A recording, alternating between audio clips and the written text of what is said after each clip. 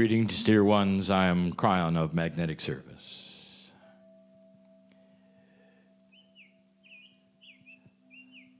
This is the second time that we come before you in this magic place.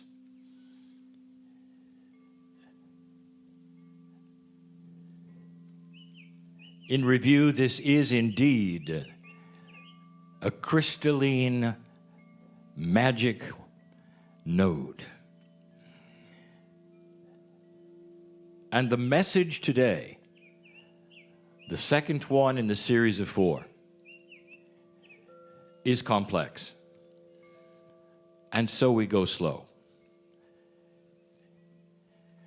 There are many of you here that are not necessarily interested in the minutiae, have not necessarily heard the other messages.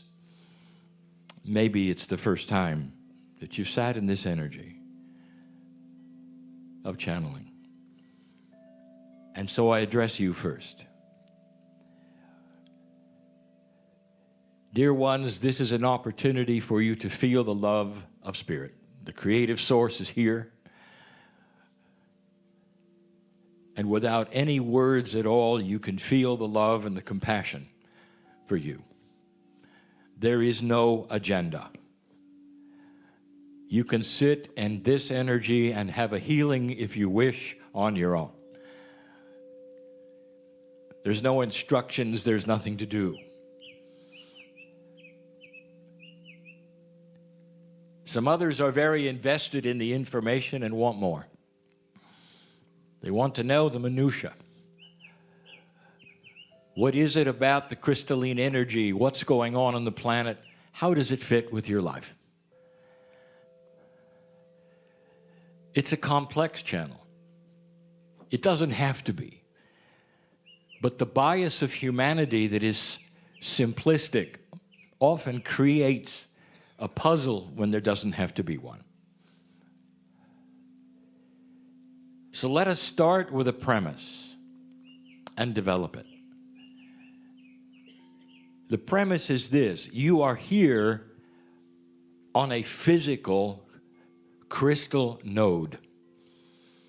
The mountain underneath you contains far more than even the geologists suspect. It goes down too deep to dig. Too deep to dig. I said that because it's an upside-down mountain.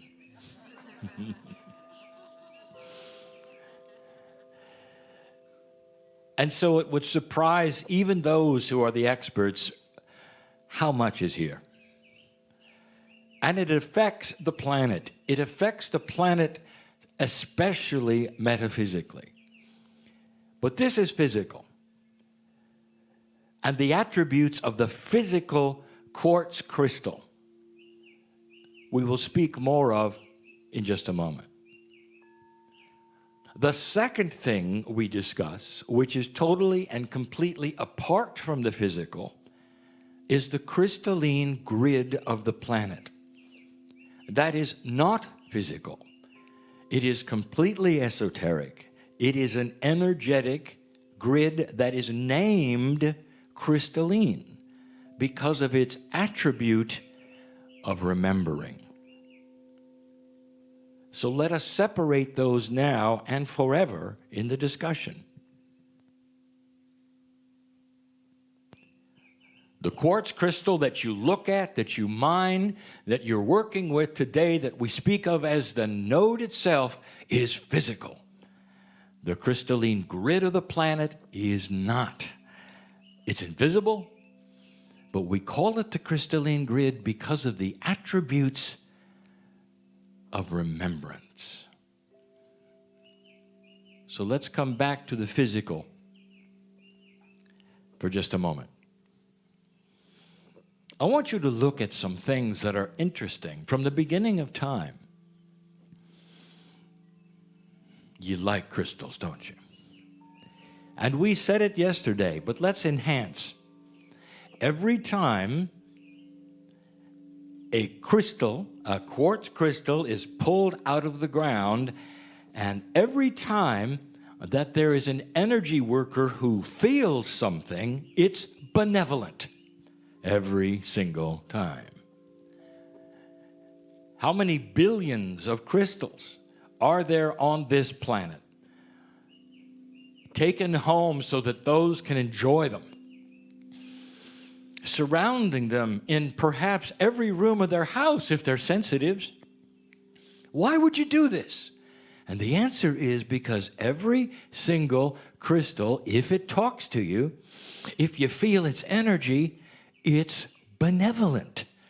You never dig a crystal out of the ground and it comes up and goes, "There's doom ahead."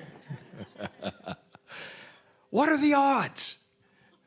What are the odds of a geological phenomenon that grows in the ground over time and that you pick up as a human being that gives you benevolence? There's something going on here. It cannot be a fluke of nature. You never go to a crystal shop where they organize the crystals according to good and bad, dark and light, doom and joy. Every single crystal, no matter what type it is or the attributes it might have that are geological, is benevolent. It sings to you. Some talk to you. Some just sit there and you want to meditate around them because it makes you feel good or it tempers the energy so you can do a better job. Think of this. In the last few years, you've even started to categorize the crystals metaphysically. Have you heard of the Lemurian crystal? Now, according to the steward of the land, a Lemurian crystal is not a geological denotation. It's an energetic one. And isn't it interesting, the name that you chose? Lemurian crystal. Why that? And the reason, dear ones, is because an energy worker, an old soul, even though they may disagree what and where Lemuria was, it is a concept of original beginnings. So humanity is even starting to awaken to a new potential of what the crystals are trying to say.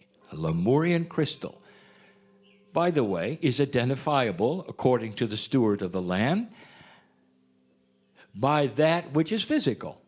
And yet it is an esoteric designation.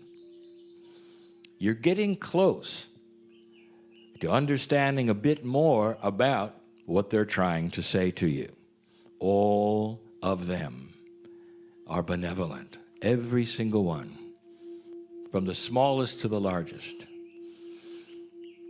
In a few moments, many of you will get into a vehicle and go to that where the dig is, where you're allowed to walk around,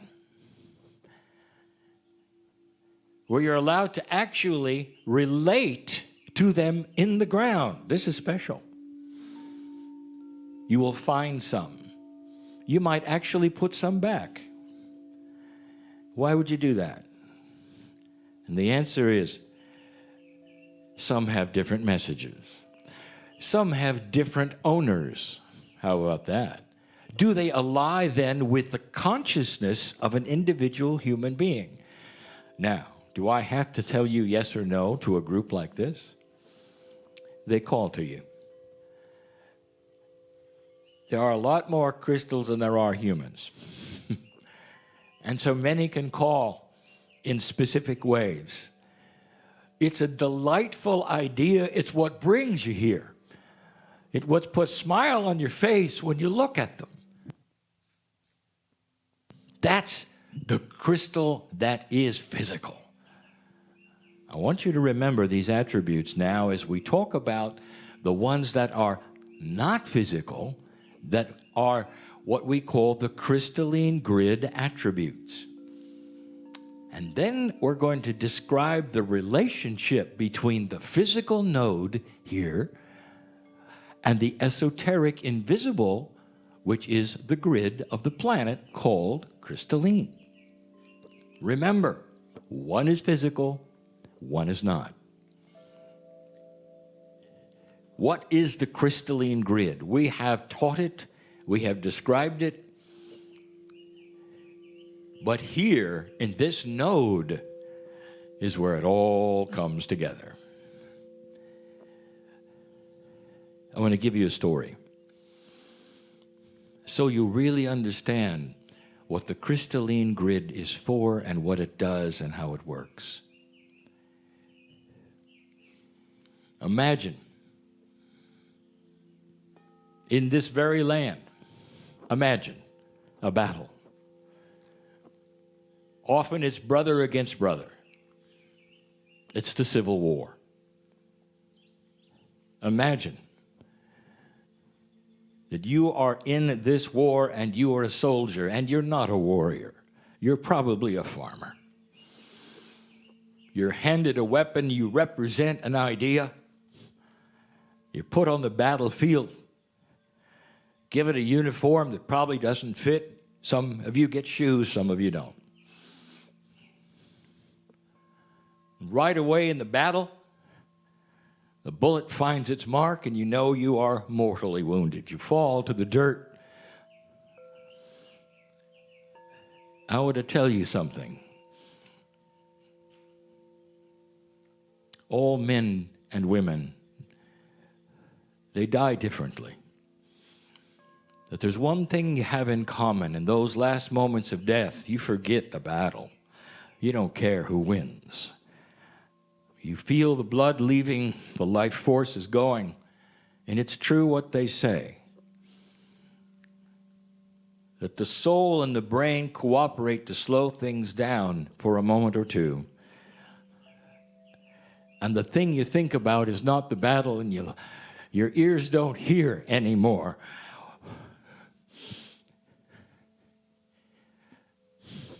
My partner's relating. Your ears don't hear the noise of the battle, the shouts and the groans and the guns, and instead you hear your mother. And love takes over. No matter what they say in the last moments of death, love and compassion win.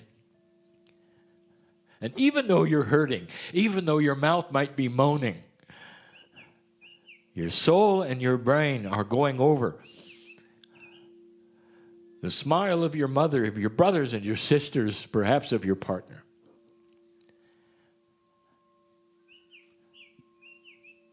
There's drama there, the death that occurs, and then all is quiet. And on these battlefields of this Civil War, there are tens of thousands of these stories. Now, I want to ask you something, human being, right now, today. Some of you have walked into those battlefields because they have been preserved as monuments of what put this country in an attitude that it has today. And if you're a sensitive and you walked into that battlefield, question, did you feel anything? And some of you say, oh yeah. Some of you were uncomfortable because your Akash is starting to reveal things. Some of you who didn't have an experience there felt it anyway.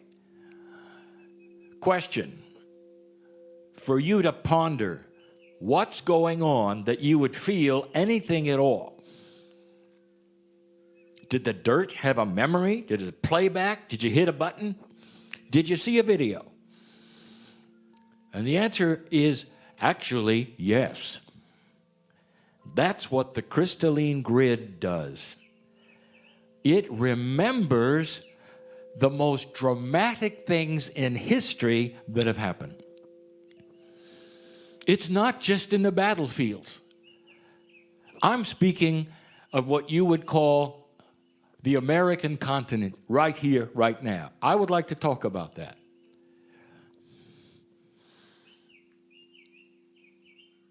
Kryon, why don't you ever talk about the indigenous of the areas in America? I will tell you something. First of all, there weren't that many. Second of all, they were allied with the land. They knew Gaia. Before they confronted that which was the European influence, they were at home with Gaia. There wasn't a lot of drama. The crystalline grid was almost neutral. They knew about the energies of the ancestors of the north, the south, the east, the west. No, we're talking about you. I want to talk about your lineage. Women, listen, because this is in your Akash. If you're here as an American, this is in your Akash. Listen.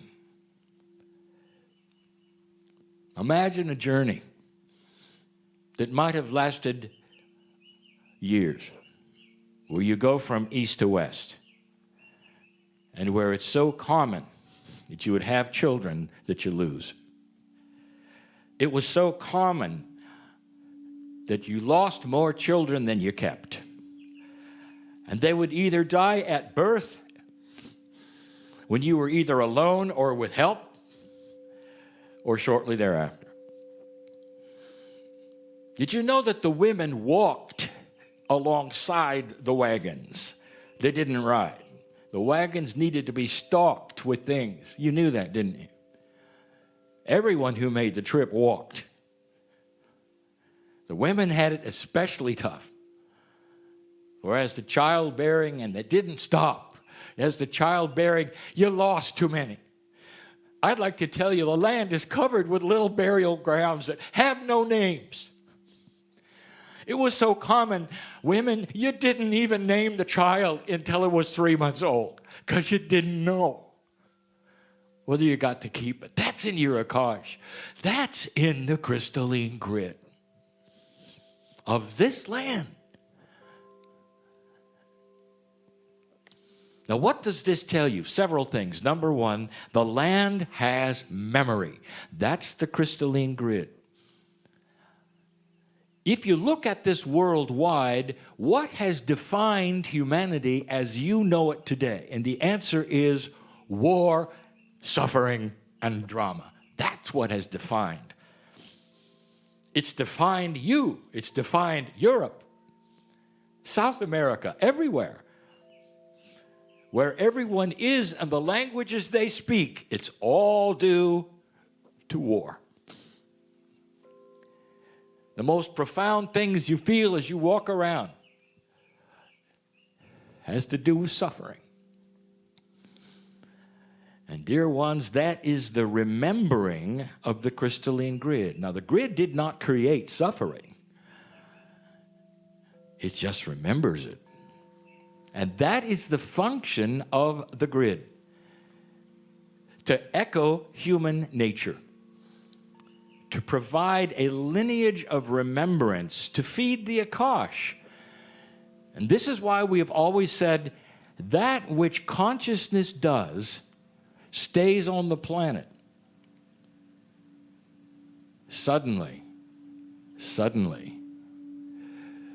you have a shift. And the shift that you have in 2012 is the one that was given by almost all of the ancients of the planet.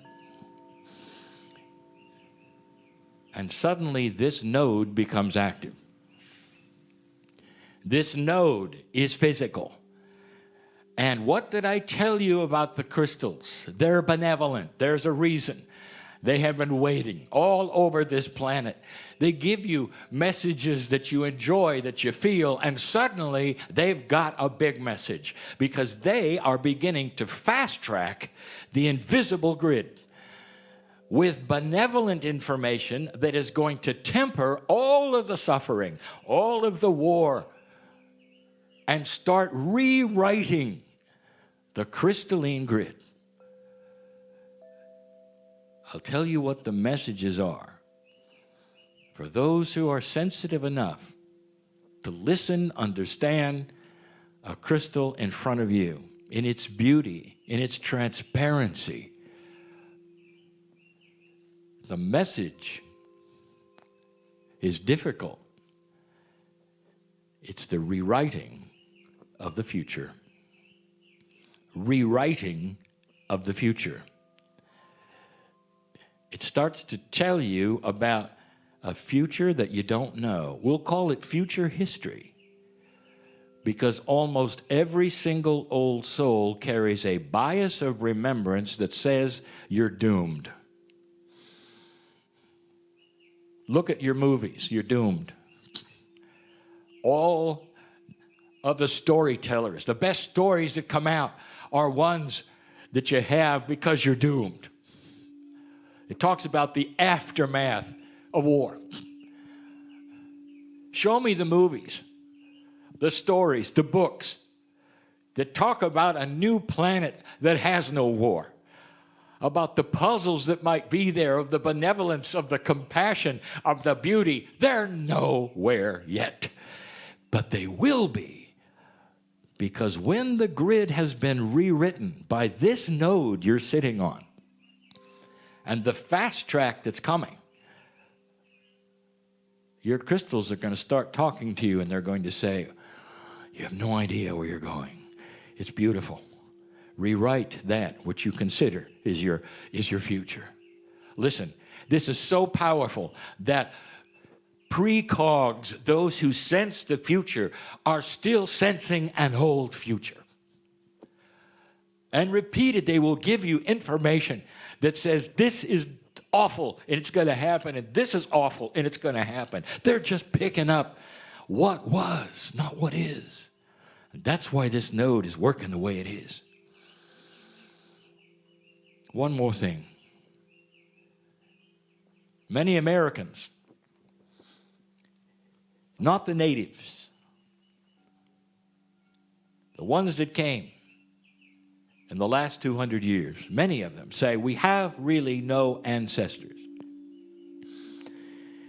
Dear Kryon, how can we honor the ancestors when we don't really have any? We're from everywhere. Let me redefine your ancestors, American. The ones in the battlefield, the mothers walking alongside the wagons, the families who didn't make it, the ones who did. You can have ancestors that are only 200 years old. Those are your ancestors. Those are the ones who shaped the grid and the remembrance that you have. One of the most controversial things that I can tell you in closing